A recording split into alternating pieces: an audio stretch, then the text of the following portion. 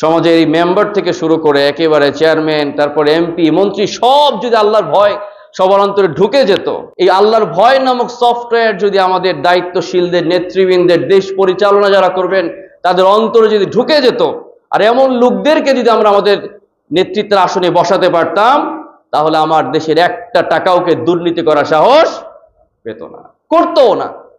তারা তো এটা বিশ্বাস করে, in the day of judgement আমি যদি এই জনগণের একটা টাকাও যদি আমি মেরে খাই, এর জন্য অবশ্যই আমাকে আল্লাহর কাঠগড়ায় দাঁড়াতে হবে, ঠিক কিনা বলেন? এর জন্য উমরে ফারুক রাদিয়াল্লাহু তাআলা আনহু বলতেন, যদি ওই ফুরাত নদীর তীরে একটা কুকুরও যদি না খেয়ে মারা যায়, সেজন্য আমি উমরকে জবাবদিহি করতে হবে। তো প্রিয় ভাইয়েরা, এমন জবাবদিহিতা নিয়েই খোলাফায়ে রাশিদিনের সেই খলিফাগণ তারা তাদের দেশকে পরিচালনা করেছেন। এজন্য সমাজে শান্তি দিয়ে, শান্তির সুবাতাস দিয়ে সমাজকে ভরপুর করে দিয়েছেন কে?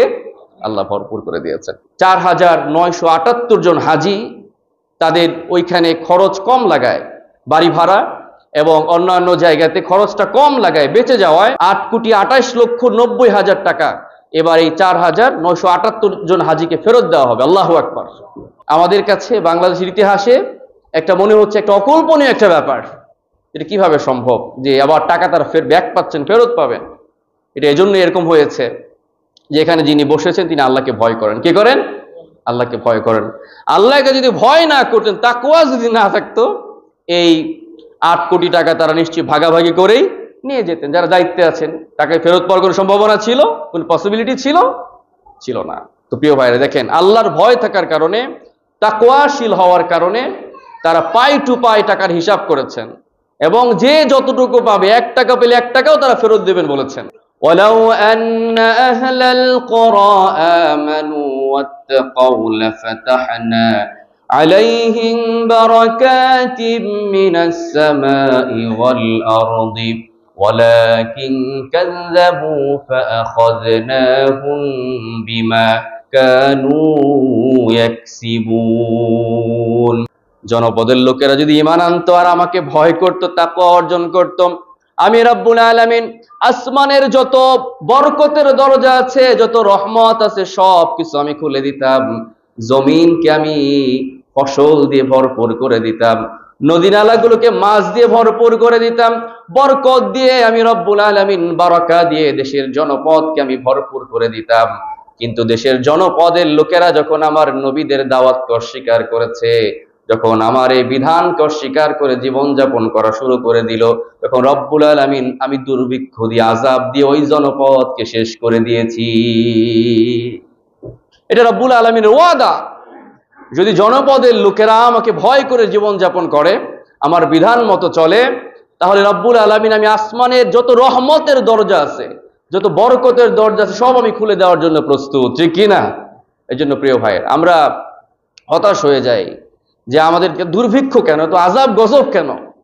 আগে তো আমাদের মুত্তাকি হওয়া জরুরি, ঠিক কিনা?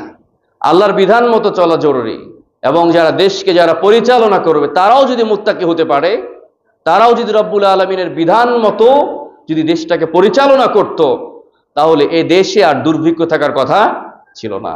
এই সোনার বাংলা, সত্যিকার অর্থে সোনার বাংলায় পরিণত করে দিতেন কে? আল্লাহ পরিণত করে দিতেন, আর রব্বুল আলামিনের ওয়াদা এটা। কিন্তু আমরা যখন আমাদের চিন্তা চেতনা মতো চলা শুরু করেছি, যখন আমরা আমাদের নিজের ধ্যান ধারণার মতো চলা শুরু করলাম, তখন পৃথিবীর কোথাও শান্তি আছে বলেন? কোথাও শান্তি নাই, মানুষের জীবনের নিরাপত্তা নাই। কিন্তু রব্বুল আলামিনের বিধানের কাছে আসলেই আপনি আপনার জীবনের নিরাপত্তা পাবেন, আপনি আপনার পরিবারের নিরাপত্তা পাবেন। বিশ্বনবী তো এই গ্যারান্টি দিয়েছিল, এমন একটা সময় আসবে যখন হেজাজের বিভিন্ন অঞ্চলে একটা নারী একাকী রাতের বেলা স্বর্ণ অলংকার পরে একাকী সফর করতে পারবে, একটা প্রদেশ থেকে আরেকটা প্রদেশে নির্বিঘ্নে যেতে পারবে, কেউ তার দিকে চোখ তুলে তাকানোর সাহসও পাবে না, ঠিক কিনা বলেন? এমনটাই আমরা দেখেছি হয়েছে খুলাফায়ে রাশিদিনের সময়। নারীর একাকী পথ চলেছে, কোন পুরুষ তার দিকে তাকানোর সাহসও তারা পায় নাই। কিন্তু আজকে আমরা কি দেখতে পাচ্ছি? রব্বুল আলামিনের বিধান না মানার কারণে, ধর্ষণের প্রকৃত শাস্তি না হওয়ার কারণে, চুরের প্রকৃত শাস্তি না হওয়ার কারণে, চাঁদাবাজদের প্রকৃত শাস্তি না হওয়ার কারণে আজকে চাঁদাবাজ, দুর্নীতিতে সবকিছু দেশ ভরে গেছে, ঠিক না বলেন? এজন্য রব্বুল আলামিনের বিধানের কাছে আসার কোনো বিকল্প, কোনো রাস্তা আমাদের নাই।